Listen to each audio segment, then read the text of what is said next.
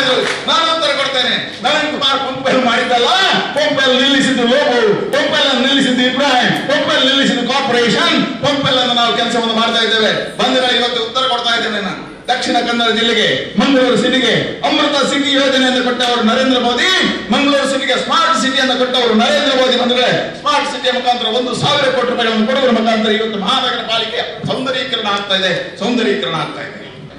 ಬಂಧುಗಳೇ, ಇವತ್ತು ಕುಲಶೇಖರದಿಂದ ಕಾರ್ಕಳದವರೆಗಿನ ಚತುಷ್ಪಥ ರಸ್ತೆ ಕಾಮಗಾರಿಗಳು ಪ್ರಾರಂಭ ಆಗಿದ್ದಾವೆ. ಮಂಗಳೂರಿನಿಂದ ಬೆಂಗಳೂರಿಗೆ ಇವತ್ತು ಚತುಷ್ಪಥ ರಸ್ತೆಗಳ ಕಾಮಗಾರಿಗಳು ಪ್ರಾರಂಭ ಆಗಿದ್ದಾವೆ. ಇವತ್ತು ತಲಪಾಡಿಯಿಂದ ಕುಂದಾಪುರದವರೆಗಿನ ರಸ್ತೆಯ ಕಾಮಗಾರಿಗಳು 97% ಮುಗಿದಿದೆ.